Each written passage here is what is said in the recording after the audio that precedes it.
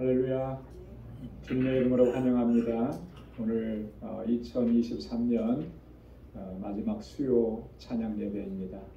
지난 한 해 동안도 이렇게 수요일 저녁마다 하나님 앞에 나와서 하나님을 예배하고 또 찬양하게 하신 거 얼마나 감사한지 모릅니다. 하나님 베풀어 주신 그 은혜를 기억하면서 또 이 마지막 찬양 예배도 우리 마음을 다해서 힘을 다해서 뜻을 다해서 하나님께 올려드리기를 소망합니다. 다 같이 기도하겠습니다.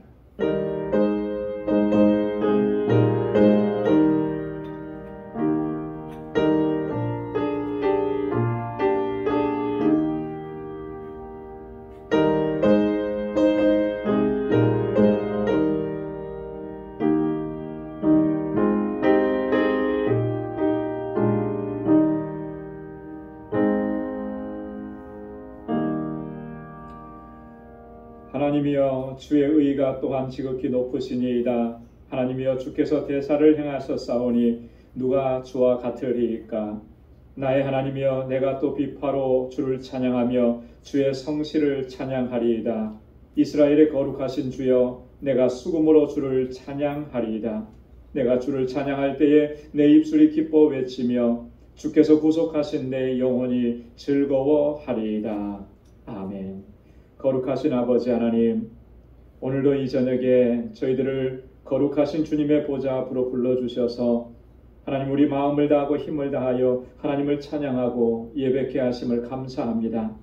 지난 1년을 돌아보건대 하나님께서 그 능력의 손으로 우리에게 은혜를 베풀어 주시고 불꽃 같은 눈동자로 우리를 지켜주셔서 여기까지 오게 하심을 하나님 너무나 감사합니다. 하나님 이 은혜 결코 잊지 않도록 도와주시고 늘 감격 속에서 하나님을 찬양하고 주의 이름을 높이고 아버지의 뜻에 순종하며 나아가는 저희들 되게 하여 주옵소서.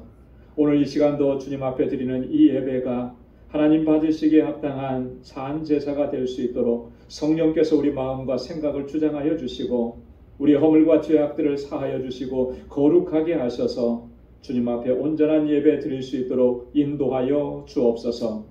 감사하옵고 예수님의 이름으로 기원하옵나이다. 아멘. 전능하사 천지를 만드신 하나님 아버지를 내가 믿사오며 그 외아들 우리 주 예수 그리스도를 믿사오니 이는 성령으로 잉태하사 동정녀 마리아에게 나시고 본디오 빌라도에게 고난을 받으사 십자가에 못 박혀 죽으시고 장사한 지 사흘 만에 죽은 자 가운데서 다시 살아나시며 하늘에 오르사 전능하신 하나님 우편에 앉아 계시다가 저리로서 산 자와 죽은 자를 심판하러 오시리라. 성령을 믿사오며 거룩한 공예와 성도가 서로 교통하는 것과 죄를 사하여 주시는 것과 몸이 다시 사는 것과 영원히 사는 것을 믿사옵나이다. 아멘. 찬양으로 하나님께 영광 돌리겠습니다. 크신 주께 우리 힘차게 박수하며 찬양하겠습니다. 크신 주께 영광 돌리세. 하나님의 성에서 그의 거룩한 산에서 너가 높고 아름다워 온 세상에 그큰 저 땅에 있는 시온산 끝 땅의 정일세.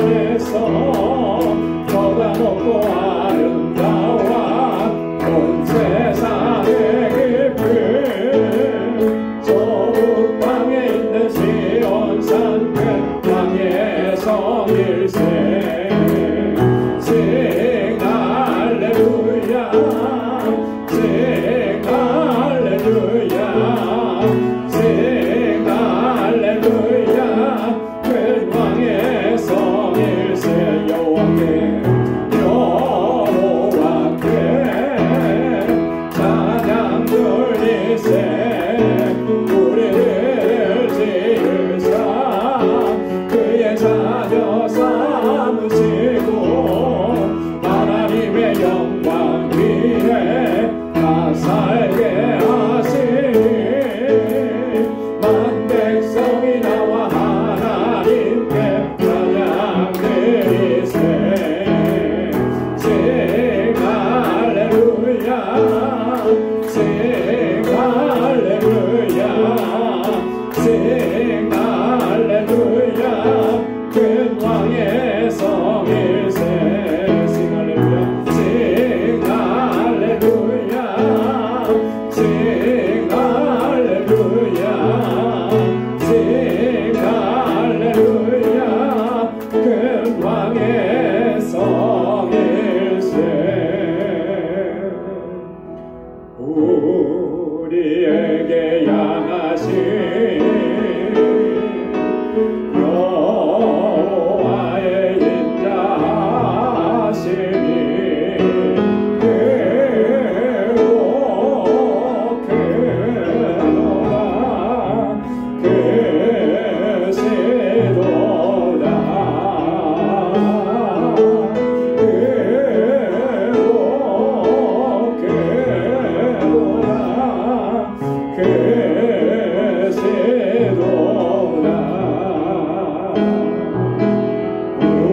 우리에게 향하신 여호와의 인자하심이 여호와의 인자하심이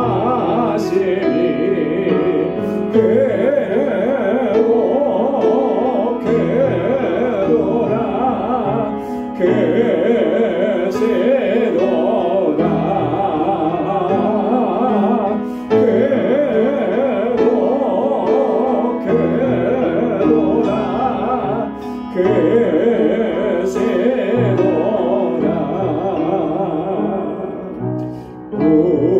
우리에게 향하신 여호와의 진실하심이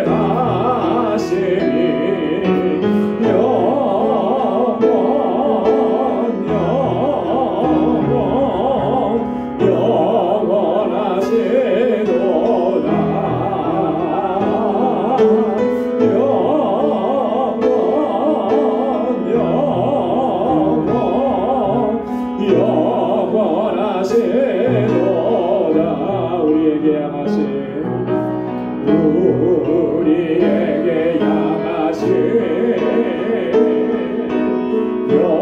여호와의 진실하심이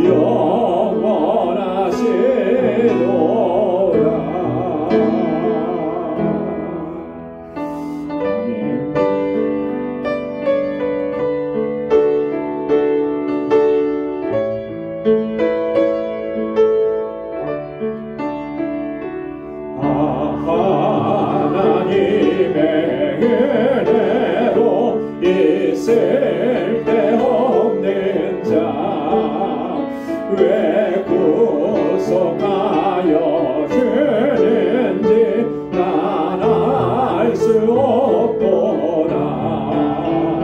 내가 믿고 또 의지하며 내 모든 형편 잘 아는 주님 늘 돌보아 주실 것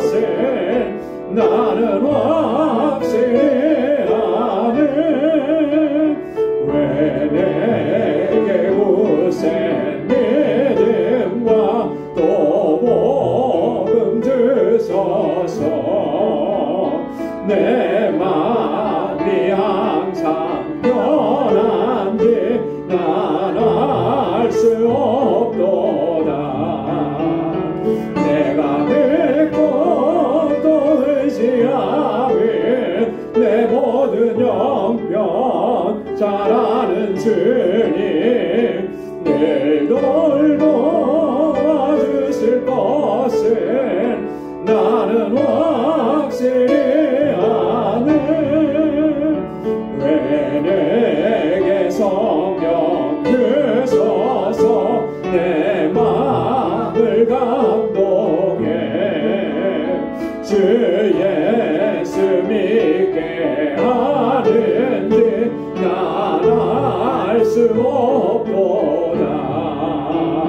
내가 믿고 또 의지하며 내 모든 형편 잘 아는 주님 늘 돌보아주실 것을 나는 확실히 아네. 주 언제 강림하실지 밤에 홍낮에 또 주님 만날 그곳도 난 알 수 없도다. 내가 믿고 또 의지하며 내 모든 형편 잘 아는 주님 늘 돌보아주실 것을 나는 확실히 아네.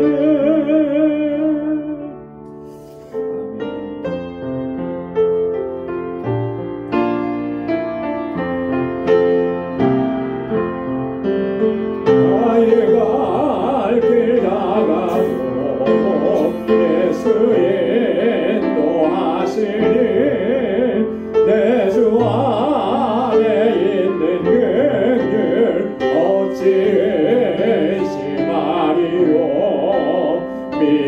믿음으로 사는 자는 하늘 위로 갔겠네. 무슨 일을 만나든지 만사형통하리라. 무슨 일을 만나든지 만사형통하리라. 나의 갈 길 다가도 예수 인도하시니 어려운 일 당한데도 독한 은혜 주시네. 나는 신이 고단하고 영혼 괴우가라나 나의 앞에 반석에서 샘물 나게 하시네. 나의 앞에 반석에서 샘물 나게 하시네. 나의 갈 길 다가도 예수 인도하시니 그의 사랑 어찌 큰지 말로 알 수 없도다. 성령 감화받은 영혼 하늘 날아갈 때에 영영 물을 나의 찬송 예수 인도하셨네. 영영 물을 나의 찬송 예수 인도하셨네.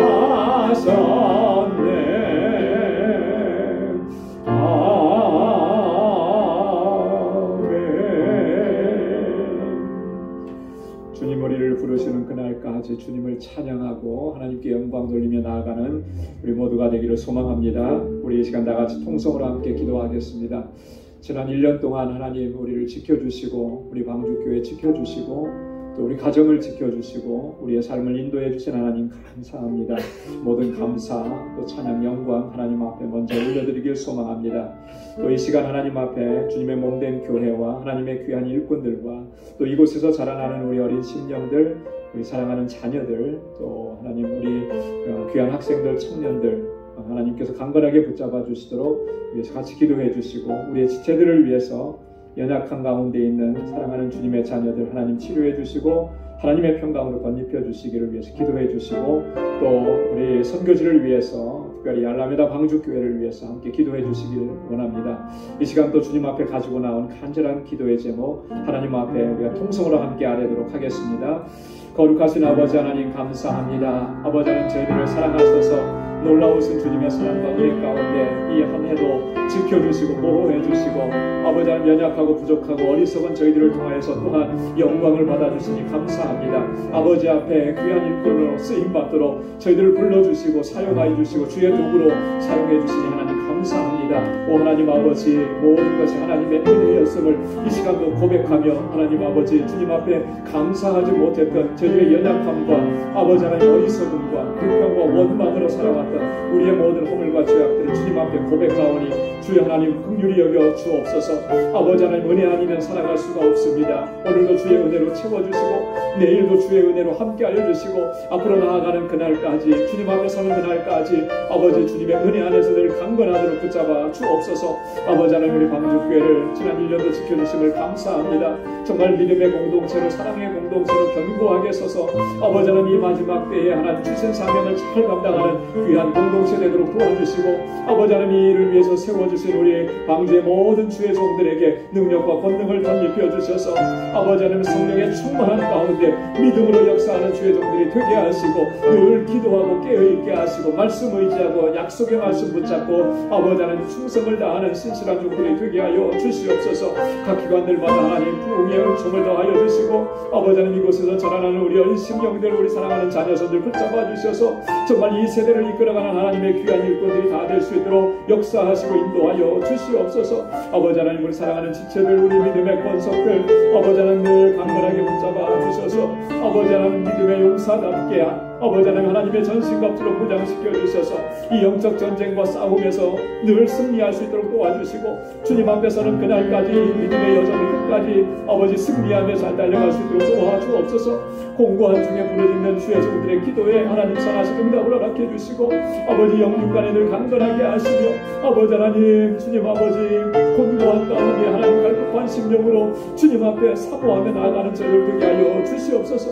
우리 사랑하는 성도들의 가정과 직장과 생업의 터전을 늘 견고하게 붙잡아 주시고 주의 평강을 덧입혀 주시옵소서. 항상 깨어서 기도하게 하시고 주님과 동행하는 삶을 살아갈 수 있게 하시며 빛의 자녀답게 살아갈 수 있도록 은혜를 더하여 주시옵소서. 아버지 하나님 육신의 연약함이 있습니다. 주님 치료하여 주옵소서. 마음에 무거운 짐이 있고 근심과 염려가 있습니다. 주님 앞에 다 내려놓게 하시고 오늘도 주님의 주시는 평강으로 가득히 채워 주옵소서. 우리 사랑하는 성도들의 가정을 주님의 평강으로 인도하여 주옵소서.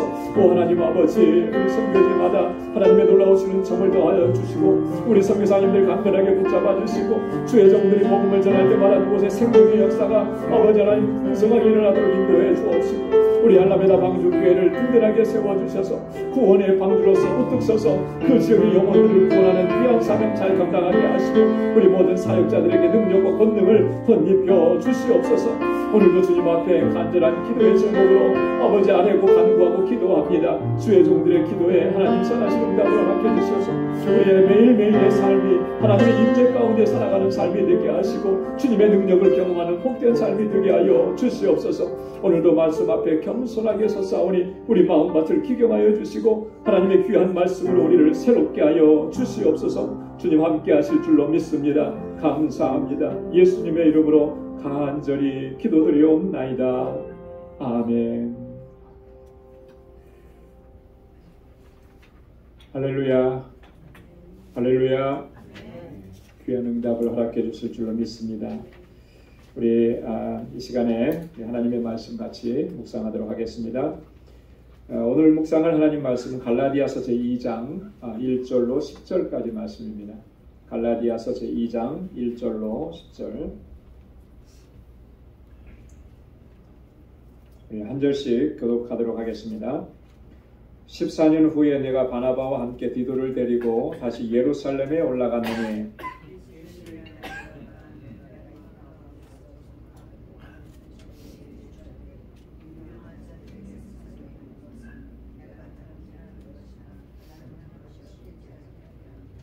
그러나 나와 함께 있는 헬라인 디도라도 억지로 할 일을 받게 아니하였으니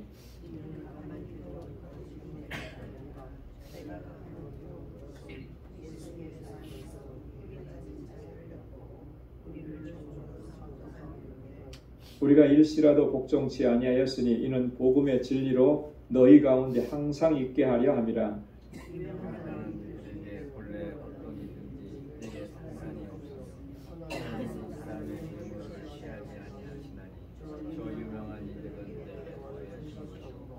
도리어 내가 무할례자에게 복음 전함을 맡기를 베드로가 할례자에게 맡음과 같이 한 것을 보고 베드로에게 역사하사 그를 할례자의 사도로 삼으시니가 또한 내게 역사하사 나를 이방인에게 사도로 삼으셨느니라. 또 내게 주신 은혜를 알므로 기둥같이 여기는 야고보와 게바와 요한도 나와 바나바에게 교제의 악수를 하였으니 이는 우리는 이방인에게로 저희는 할례자에게로 가게 하려 함이라. 다만 우리에게 가난한 자들 생각하는 것을 부탁하였으니 이것을 나도 본래 순수하니라. 아멘.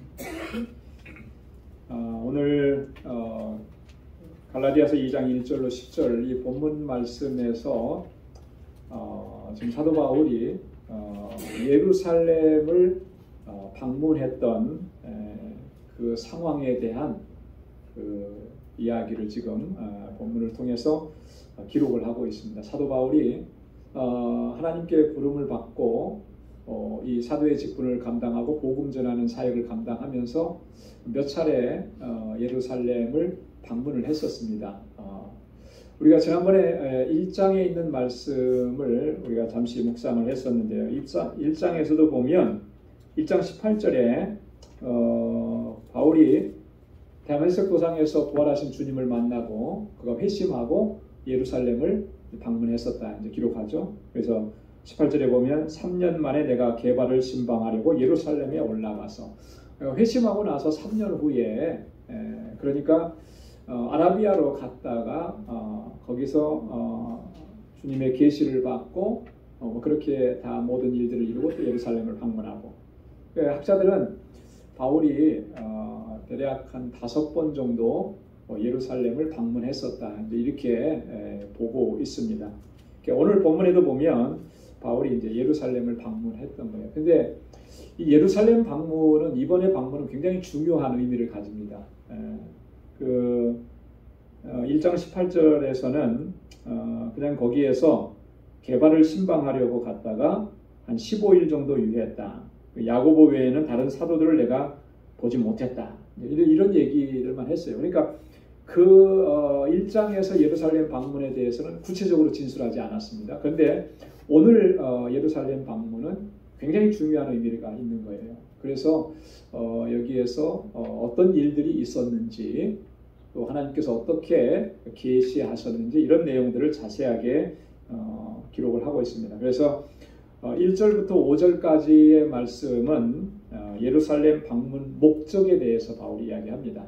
왜 예루살렘을 방문하게 되었는지, 그리고 6절부터 10절까지는 이 예루살렘 방문을 통해서 한 가지 중요한 그런 그 결정과 또 그 바울이 복음을 증거하는 일에 대한 복음 사역에 대한 예루살렘 교회의 인정에 대한 이야기가 이제 나옵니다. 그래서 바울의 사도직, 여러분 바울의 사도직이 사실 참 공격을 많이 받았잖아요. 근데 예루살렘 교회가 바울은 자신들과 똑같은 예루살렘 교회 지도자들이죠. 사도들과 똑같이 주님께로부터 사도의 직분을 받은 사람이고 또 이방인 선교를 위해서 하나님께서 저를 택하여 세우셨다라고 하는 것을 인정받게 되는 거예요. 그런 일들이 6절부터 10절까지 기록이 되어 있습니다. 자, 이 본문에 있는 내용은 여러분들이 혹시 이제 가정으로 돌아가셔서 사도행전 15장에 있는 말씀과 병행해서 읽어보면 이때 사건이 이때 일이구나 라고 하는 것을 좀 더 이렇게 자세하게 알 수가 있습니다. 그래서 오늘 이 말씀을 같이 나누고 나중에 이번 주에 돌아가셔서는 사도행전 15장 말씀을 한번 읽어보시기 바랍니다. 사도행전 15장에서 바울이 예루살렘을 방문했던 그 기사가 나와요. 이때가 언제냐면 바울이 1차 선교 여행을 마치고 돌아와서 예루살렘에 올라가서 예루살렘 요즘으로 말하면 뭐랄까요? 총회 앞에 서서 이 선교 보고를 하는 거예요. 우리도 선교사님들 오시면은 선교 보고 이렇게 하시잖아요, 그죠? 여기서 이렇게 하는 것처럼. 근데 그냥 평범한 선교 보고가 아니고 이때 선교 보고는 굉장히 중요한 선교 보고입니다. 왜냐하면 예루살렘 교회 안에 바울이 이방인 지역에서 복음을 전하고 이방인들이 예수 그리스도를 영접하고 이 그리스도인 공동체 안에 들어오면서 한 가지 이슈가 생겨난 거예요. 여러분 어떤 이슈가 생겨났을까요? 네. 자, 이방인들이 그리스도인 공동체 안으로 들어왔을 때, 교회 공동체 안에 들어왔을 때 그 공동체 안에 중요한 이슈가 발생을 합니다. 그렇죠. 그때만 해도 대부분의 교회 공동체는 유대인들이 중심이었단 말이죠. 그죠? 근데 그 공동체 안에 복음을 영접하고 들어왔어요. 그러다 보니까 일부의 유대주의적 그리스도인들은 자꾸 주장을 하는 거예요. 자기들의 전통을. 할례를 받아야 된다. 여러분 이 할례를 받아야 된다라고 하는 말이 그냥 나온 말은 아니거든요. 사실 구약 시대에도 이방인들이 유대 공동체 안에 들어올 수가 있었어요. 아예 못 들어온 게 아니었거든요. 들어오려고 하면 반드시 해야 되는 게 있어요. 할례를 받아야 되는 거예요. 할례를 안 받으면 못 들어와요. 오고 싶어도. 그래서 할례를 받게 했던 그 전통이 그대로 지금 교회 안에도 들어와 있는 거죠. 그 생각을 가지고 있는 사람이 있습니다. 여러분 이건 뭐 어떻게 보면 자연스러움입니다. 자연스러움. 그래서 우리도 교회에 보면 예전에 오래전부터 신앙생활 하셨던 분들이 교회 안에 계시고 또 이제 막 신앙생활 하신 분들도 교회 안에 계신단 말이에요. 그러면 예전에부터 신앙생활 하셨던 분들은 뭘 자꾸 많이 얘기하냐면 옛날에는 이거예요. 요즘 젊은 사람들 말로는 라떼. 라떼는 라떼라는 말 모르시는구나. 라떼는 이랬다 이렇게 하는 걸 라떼라고 표현을 해가지고 젊은 사람들이 쓰더라고요. 그거 있거든요. 옛날에 전통들이 다 있죠. 그 전통을 끝까지 고수하려고 하는 거예요. 우리는 보통 그래요. 새로운 것으로 어떤 변화되는 것에 대한 두려움이 많이 있습니다. 그래서 내가 가지고 있던 걸 계속 지켜가려고 해요.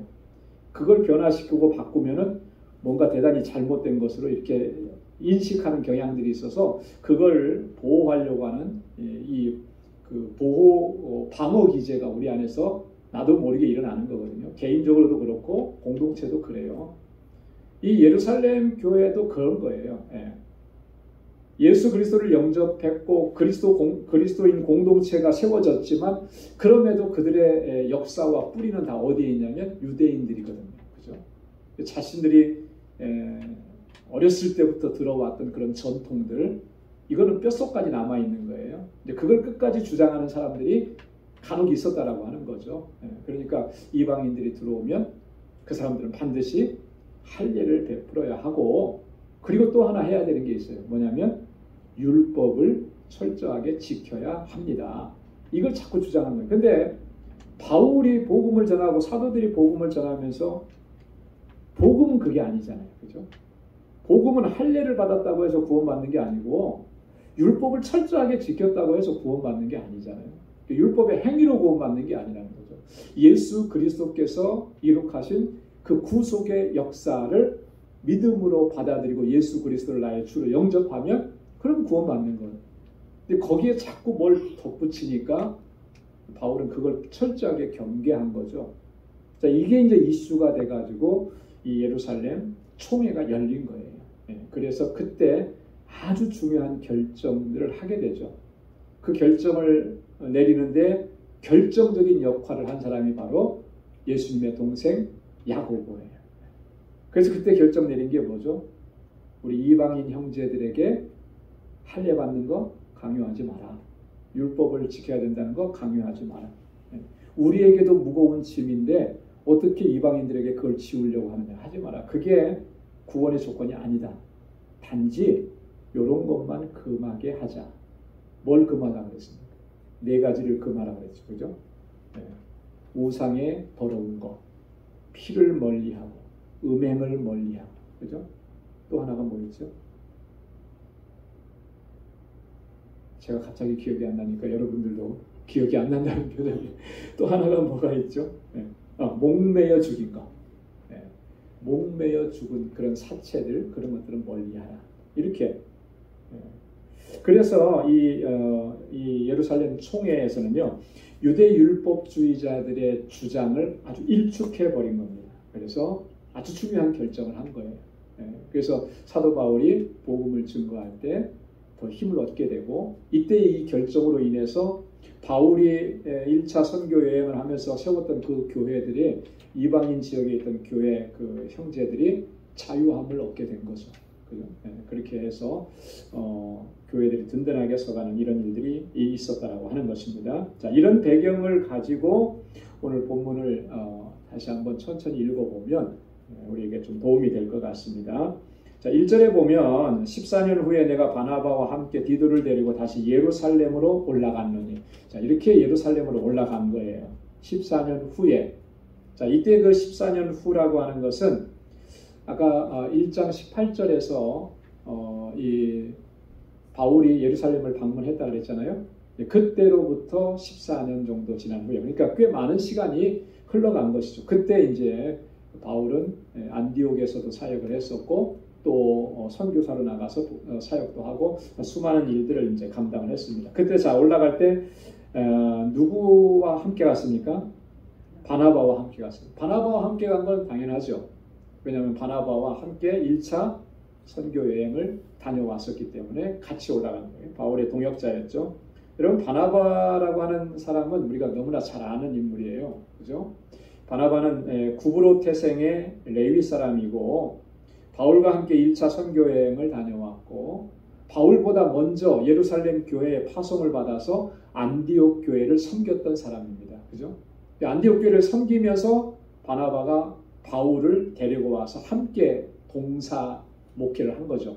그렇게 하고 이 안디옥 교회가 파송해서 바울과 함께 1차 선교 여행을 다녀왔던 사람이 바나바입니다. 그리고 사도행전에 보면, 사도행전 5장에 보면 바나바는 그래도 조금 재력가였던 것 같아요. 넉넉하고 여유로웠던 것 같습니다.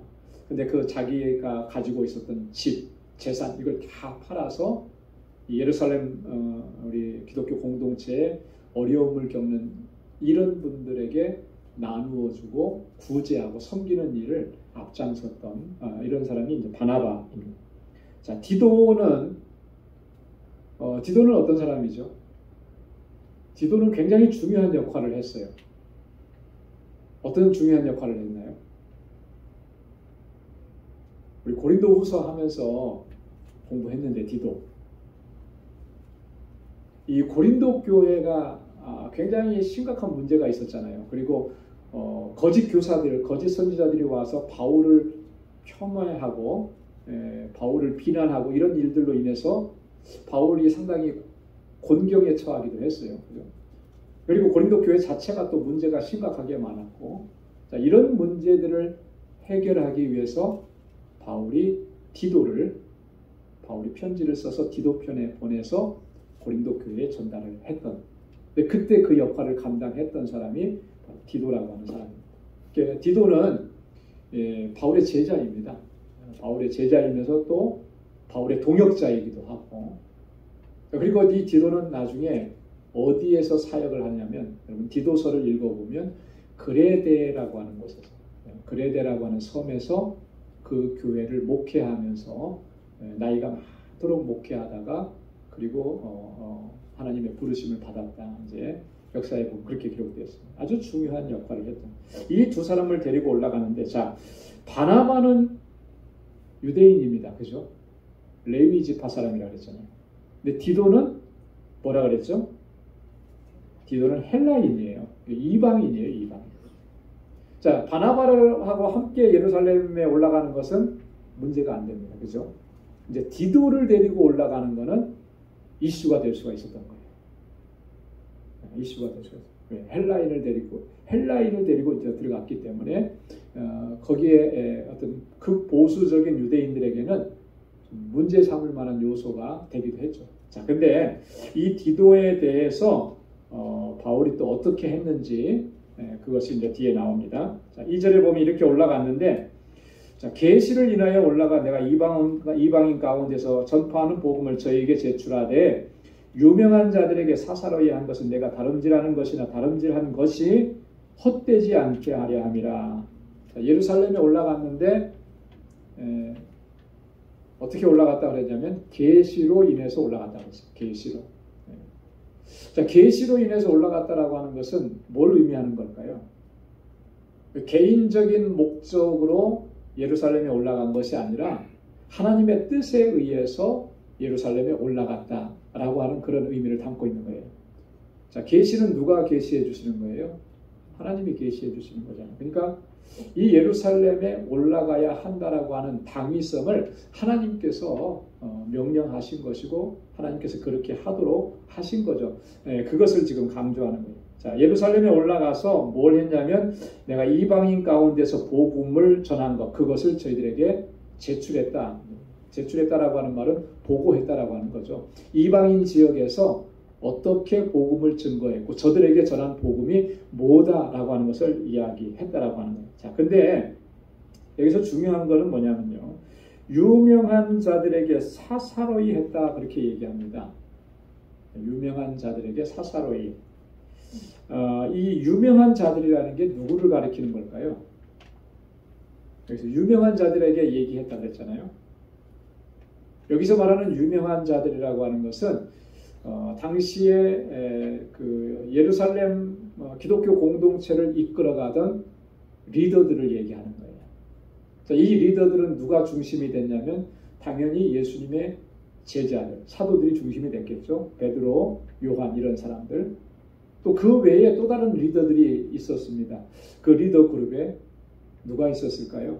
대표적인 사람이 아까도 한번 얘기했는데 야고보가 있죠. 예수님의 동생 야고보가. 이런 사람들이 이제 교회의 리더 그룹이었어요. 이런 사람들에게 자신이 이방인 가운데서 복음 전하는 것, 그것을 그들에게 보고하고 이야기했다. 이게 이제 그 예루살렘 총회예요. 1차 총회. 거기서 이제 이야기를 했다라고 하는 것을 이야기하는 것입니다. 근데 내가 다름질한 것이나 다름질하는 것이나 다름질한 것이 헛되지 않게 하려 함이라 이렇게 얘기했어요. 바울이 지금까지 이걸 이제 하나의 그림으로 보여주죠. 다름질했다, 달려갔다, 육상 경기했다라고 하는 걸 표현해 주는데 그게 이제 뭘 표현하는 거냐면 바로 복음을 증거하고 또 선교하고 했던 그 일들을 얘기하는 거예요. 자, 이렇게 했던 이 모든 일들이 헛되지 않게 하려 함이라 그랬습니다. 지금까지 수고하고 애쓰고 복음을 전하고 많은 영혼들을 주님께로 돌아오게 했는데 그렇게 한 모든 사역들이 헛되지 않게 하기를요. 헛되지 않게 한다라고 하는 말이 그럼 구체적으로 어떤 의미가 있는가? 자, 예루살렘 교회가 만약에 정말 이 유대 율법주의를 지켜야 된다라고 하는 걸 결정해 버리면 바울이 이렇게 지금 복음만을 증거했던 것은 사실 굉장히 허물어지기가 쉬운 거죠. 그죠?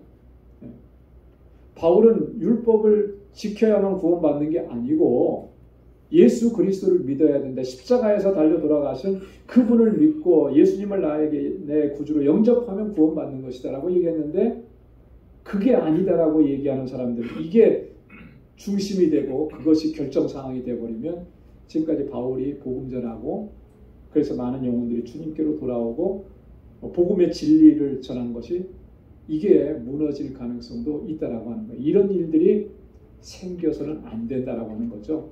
이제 그런 어떤 뭐라 그럴까요? 좀 절체적인 그런 어떤 이 강한 그런 복음을 지키려고 하는 의지를 가지고 지금 예루살렘으로 올라갔다 이렇게 얘기합니다. 자, 그러면서 한 가지 행동을 한 게 있는데 3절에 보니까 나와 함께 있는 헬라인 디도라도 억지로 할례를 받게 아니했다. 네. 할례 디도가 헬라인이니까 할례를 주장하는 사람들에 의하면 당연히 디도가 할례를 받아야 마땅한 거예요. 근데 바울은 그런 사람들이 있는 거 분명히 알고 있지만 그렇기 때문에 더더욱 디도에게 할례를 행하지 않았다라고 하는 것을 이야기하는 것입니다. 이 바울이 디도에게 할례를 행하지 않은 직접적인 이유는 이런 거죠.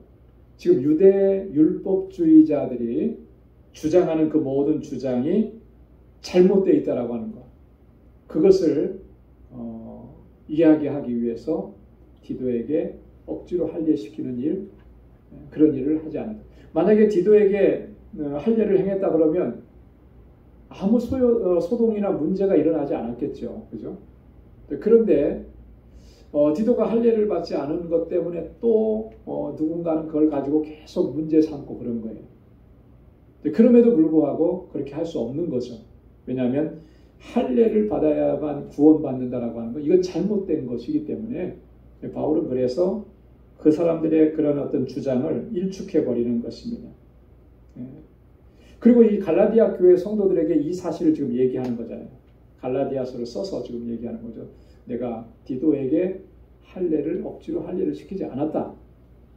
자, 그러니까 갈라디아 교회 성도 여러분들이요, 누군가가 와가지고 할례를 받아야만 구원받는다라고 하는 이런 얘기를 듣는다면 그것은 잘못된 것임을 바로 알아야 됩니다. 이런 의미를 담고 있는 거예요. 그래서 이 율법주의적인 행위라고 하는 것이 심각한 문제를 야기시키는 겁니다.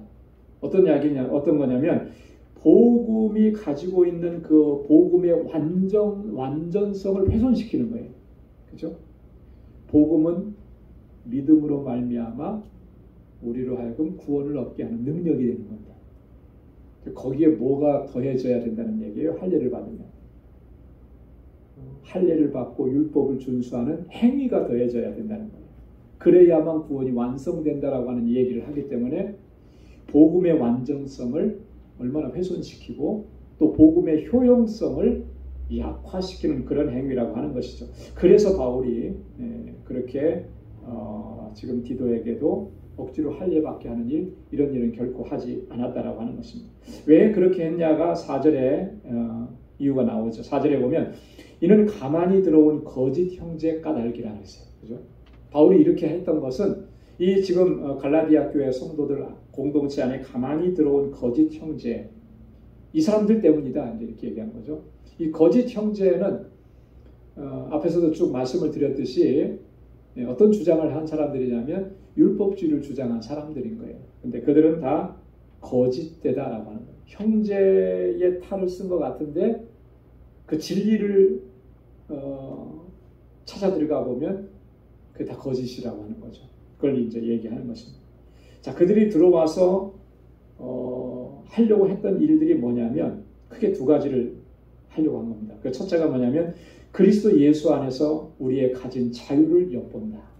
이 그리스도 예수 안에서 우리가 누리는 이 자유를 빼앗아 가려고 한다라고 하는 거예요.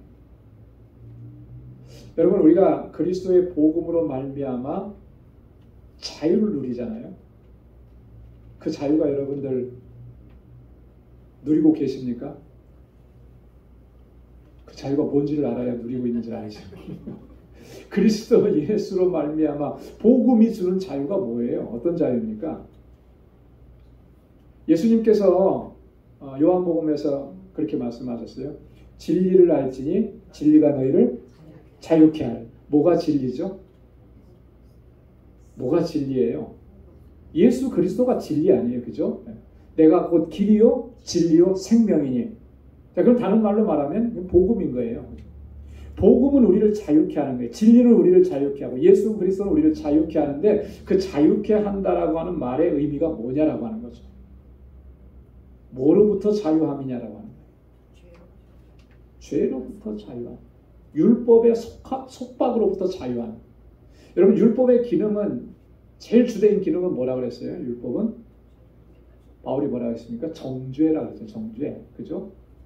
내가 죄인인 것을 알게 하는 거예요. 율법은. 그래서 율법은 계속해서 뭐라고 얘기하냐면 너 죄인이야. 네가 잘못했어. 너 이런 죄를 졌어. 그걸 자꾸 깨닫게 하고 알게 하는 거예요. 그래서 율법을 가리켜서 바울은 이 갈라디아서 뒤에 나옵니다만 몽학선생이라 그랬잖아요. 그죠? 몽학선생이라. 그래서 여러분 보십시오. 성경에 율법에 있는 내용들을 율법서들을 어떤 분들이 그래요. 율법서 안에 특히 레위기서나 이런 거 읽을 때 너무너무 어렵고 힘들다 그런 얘기 하거든요. 왜 어렵고 힘드냐면 여기 부딪히는 게 많은 거예요. 자, 율법의 내용들은 뭐예요? 하라는 내용도 있는데 내가 잘 못해요. 그죠? 하지 말라고 했는데 그건 지금 내가 다 하고 있어요. 그러니까 계속 여기 찔리는 거죠. 자, 그러니까 율법은 계속해서 우리에게 뭘 뺏어갑니까? 자유함을 뺏어가는 거예요. 자유. 자, 그래서 자꾸 이렇게 죄책감 속에 빠져들고 근데 사실 율법의 역할은 그렇게 해서 자유함을 뺏어가는 것 같지만 거기에 머무르게 하는 건 아니거든요. 바울이 말한 대로 몽학선생이 돼서 우리를 그리스도에게로 인도하는 거예요. 그래서 그리스도께서 오신 것이고 율법이 있기 때문에 우리를 그리스도로 근데 율법 안에만 머물러 있으면 그 자유함을 누리지 못하는 거예요. 왜? 이미 복음을 통해서 그리스도께서 율법의 정죄로부터 자유함을 얻게 하셨는데 자, 그러니까 율법주의자들이 계속해서 우리가 그리스도 안에서 가진 그 자유를 자꾸 빼앗아 가려고 엿본다라고 하는 거예요. 이게 얼마나 심각한 거죠. 그죠? 자, 여러분들이 지금 우리 여기 미국에 살면서 얼마나 자유롭게 살아갑니까? 자유롭게 살잖아요. 자, 그런데 어느 날 갑자기 북한처럼 이렇게 서로가 감시하는 체제를 만들어 간다. 그럼 이게 얼마나 답답하고 그죠? 속상하고. 한국에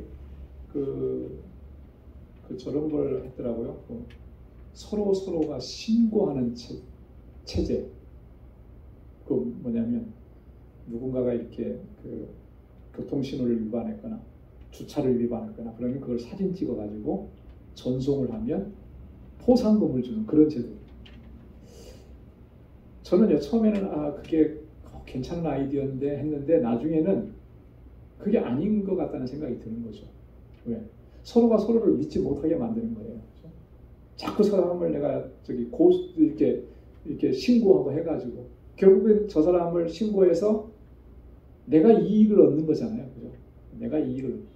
그 어떤 분은 막 신고한 게 그 뉴스처럼 이게 오래전이에요. 한 달에 수천 건도 되고 막 그런다. 그거 갖고 아주 호화롭게 산다고 그러더라고요. 나중에는 그런 포상금도 제한을 두는 그런 제도도 만들어졌다. 그런 얘기도 들었는데 여러분 서로가 서로에게 이렇게 서로 감시하고 막 이렇게 하면 내 자유가 그죠? 침해를 당하는 거 빼앗기는 거예요. 그러면 굉장히 힘들어지고 불편한 거죠.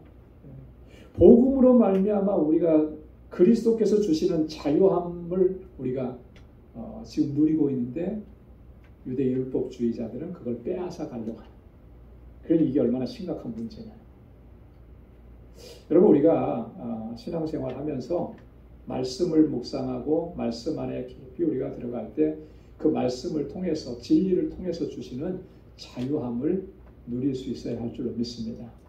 이걸 자꾸 다른 어떤 율법주의나 행위나 이런 것들을 강조해서 그것으로 말미암아 우리가 구원 얻고 의롭다함을 얻고 마치 내가 이렇게 했기 때문에 내가 더 정말 인정받는 사람이 되고 의로운 사람이 됐다. 이런 인식을 갖기 시작하면 진짜로 복음이 주는 진짜 참 자유를 빼앗기는 거예요. 우리가 이렇게 열심을 내고 힘써서 봉사하고 섬기는 것은 하나님께서 나에게 이미 허락해 주신 그 구원의 은혜가 감사해서 감격스러워서 자원하는 마음으로 기쁜 마음으로 그렇게 섬기는 거죠. 이게 안 되면 우리가 사실 어떻게 보면 신앙생활 해도 정말 헛수고하는 거나 다름이 없어요. 왜냐하면 잘못 믿는 거니까. 여러분 잘못 믿는 거를 내가 잘 믿고 있다라고 착각을 하게 되면 마지막 순간에 주님 앞에 섰을 때 우리는 정말 그때 가서 후회하고 땅을 치는 일들이 생겨요. 근데 그때 가서 땅을 쳐봤자 소용이 없는 거예요. 늦은 거예요. 그래서 오늘 지금 이 시간 우리가 신앙생활 하면서 내가 정말 말씀 앞에 진리 앞에 바르게 믿음 생활하고 신앙생활하고 있는지를 늘 살펴야 된다라고 하는 것입니다. 우리에게서 그리스도 예수 안에 있는 자유를 엿보고 그걸 빼앗아 가려고 하고 또 하나가 뭐냐면 우리를 뭐로 삼고자 한다고 했어요? 종으로 삼고자 한다. 종 삼고자 한다. 여러분 자유인이 되었는데 다시 종이 된다? 그럼 끔찍한 일이죠. 그렇지 않겠습니까? 그죠? 우리가 해방되었는데 다시 노예가 된다? 이거는 정말 죽기보다 싫은 일인 거예요. 지금 이 율법주의자들이 하는 일들이 그런 거예요. 그리스도께서 복음으로 말미암아 우리를 자유케 했는데 다시 우리를 율법의 종으로. 여러분 이 율법에서 그 조항들이 얼마나 이렇게 사람들을 옴짝달싹하지 못하도록 묶어놓는지 모릅니다. 그래서 전에도 한번 말씀드린 것 같은데 이 유대인들은 전통적으로 성경에 기록되어 있는 많은 율법의 조항들, 특히 그 안식일법 뭐 이런 것들, 이런 법들, 안식일을 기억하여 거룩히 지키라 뭐 이렇게 말씀하신 거를 그러면 어떻게 해야 안식일을 거룩하게 지키는 것이냐 해가지고 쭉 조항들을 만들어놨어요. 안식일은 이렇게 하면 안 되고 이걸 하면 되고 뭐 그냥 안 된다는 게 훨씬 더 많죠. 근데 그런 조항들, 율법의 조항들을 쭉 요약이 아니라 더 막 펼쳐놓은 것 같아요. 그런 조항들이 무려 전통으로 내려오는 게 613가지라고. 613가지면은 그 다 기억이나 할 수 있을지 모르겠어요. 기억도 못하는데 내가 잘못했어요. 그러면 율법을 잘 아는 율법학자들이 너는 이거 율법을 어긴 거야. 이렇게 되면 그 다음부터는 그 사람은 율법을 범한 자가 되는 거죠. 그러니까 종이 되는 거예요. 율법의 메인바가 되는 거죠. 자유함이 없는 거예요. 지금 유대인들이 유대주의자들이 지금 가만히 들어와서 그리스도께서 주신 그 자유함, 복음이 주는 자유함을 빼앗아 가버리고 율법의 종이 되게 하려고 하는 것이다 라고 하는 것. 그래서 내가 이와 같이 디도에게도 억지로 할 일을 행하지 않은 것이고 뭐 이렇게 했다라고 하는 것을 바울이 이야기하는 것입니다. 그래서 복음은 우리를 율법의 정죄로부터 자유케 하고 죄와 사망의 법에서 우리를 구원해서 생명의 성령의 법 안으로 들어가게 하는, 바울이 로마서 8장 1절로 2절에서 이야기한 것처럼 그렇게 복음을 통해서 우리 주님은 이와 같은 은혜를 우리에게 베풀어 주신 것입니다. 자, 그래서 5절 말씀에 보면 복음의 진리로 너희 가운데 항상 있게 하려 함이라 이렇게 얘기했어요. 우리가 일시라도 복종치 아니하였으니 이는 복음의 진리로 너희 가운데 항상 있게 하려 함이라. 자, 그런 율법주의자들의 어떤 이런 주장이라든지 이런 이야기들에 우리는 순종하고 복종할 가치가 없는 것이다. 일시라도 단 하나라도 거기에 우리가 복종하지 않았다. 복종할 수가 없다라고 하는 얘기인 거죠. 용납할 수 없는 그런 문제라고 하는 것을 바울이 단호하게 이야기하는 것입니다. 그래서 여러분들이 복음의 진리 안에서 항상 그 안에 거해야 하기 때문이다라고 이야기하는 것입니다. 여러분, 이 복음의 진리라고 하는 것은 무엇을 얘기하는 것이겠습니까?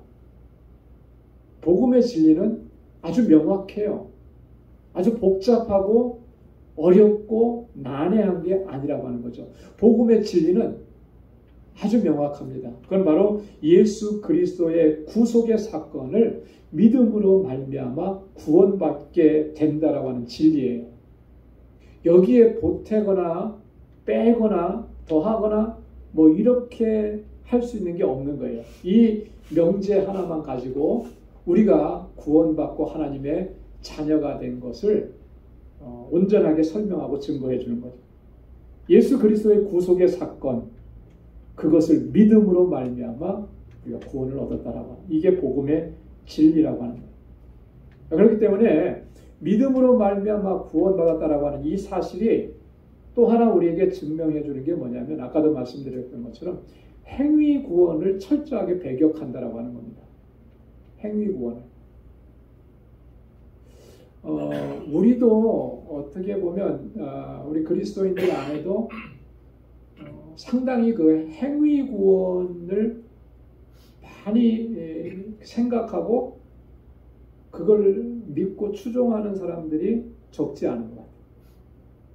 행위 구원. 내가 이렇게 했기 때문에 내가 하나님의 은혜 안에서 살아가고 구원받았고 또 끝까지 이렇게 구원의 은혜를 누릴 수가 있다. 이렇게 생각하는 경우들이 많이 있더라고요. 여러분 우리 장로교나 감리교나 우리 프로테스탄트에서의 구원에 관한 분명한 그 신앙관은 믿음으로 말미암아 구원 얻는 거예요. 그렇죠? 그래서 과거의 종교 개혁자들이 뭘 외쳤습니까? 오직 믿음으로. 그죠? 솔라 피데. 오직 믿음으로. 자, 왜 오직 믿음으로라는 말을 했을까요? 그 전에는 오직 믿음으로라는 말을 안 했기 때문에 그런 거예요. 자, 성경은 분명하게 예수 그리스도의 구속의 사건을 믿음으로 말미암아 구원 얻는다. 오직 믿음으로를 얘기하는데 그 전에는 그 얘기를 안 한 거예요. 자, 그러니까 거기에 뭘 얘기한 거죠? 행함으로. 그죠? 선행으로. 캐톨릭의 신학이 그런 거예요. 그래서 어떤 분들은 이제 캐톨릭을 아주 심하게 얘기해서 캐톨릭은 반성경적 이단적 요소가 너무 강하다. 이렇게 얘기하는 분들도 있거든요. 상당히 수긍할 수 있는 부분들이에요. 왜? 성경에서 말씀하고 있는 부분들을 그대로 따라서 하지 않으면 그건 잘못된 거니까. 캐톨릭 신학 중에 그런 것들이 하나 있습니다. 잉여공로설이라는 게 있어요. 여러분 들어보셨어요? 잉여라는 말이 무슨 말이죠? 어려운 한자인데 잉여, 남는 거예요. 남는 거. 그죠? 쉽게 말하면 이익이 남는다. 어떤 내가 손익분기점이 여기 요만큼이다 그런데 더 이익을 많이 얻었어요. 그래서 남는 거예요. 그걸 잉여라고 하는데 잉여공로설이에요. 뭐가 남았다는 거죠? 공로가 남았다는 거예요. 공로가. 자, 그 잉여 공로, 그 남은 공로가 뭘 이루냐면 다른 사람들의 구원을 완성시켜주는 거. 이게 잉여 공로설이에요. 여러분 지금 고개 절레절레 흔들잖아요. 그게 아니잖아요. 근데 그걸 믿어요. 그걸 따라요. 자, 누가 그러면 그런 공로가 많이 남는가? 어떤 사람이 많이 남겠어요? 캐톨릭에는 누가 많냐면 앞에 이름 앞에 뭐가 붙은 게 많아요. S자로 시작하는 세인트가 많아요. 세인트라고 붙여진 그 사람들은 자기를 구원하고도 남는 공로가 있는 거예요. 그죠? 그래서 그 남는 공로가 모자라는 사람들의 공로를 채워줄 수가 있어요. 자, 그래서 캐톨릭 장례식에 가보면 연도라는 걸 합니다. 연속해서 이어서 하는 기도라 그래요. 그 기도문이 책자로 있어요. 그래서 문상 가거나 이렇게 하신 분들은 그 캐톨릭 신자들이 이제 시작하기 전에 그 기도하는 시간이 있더라. 그 기도하는 시간에 계속 그걸 읽어요. 근데 아주 단순하고 반복적입니다. 뭐냐면 누구의 이름으로 기도하니 들어주시고 복을 주시고 구원해 주십시오. 이런 거예요.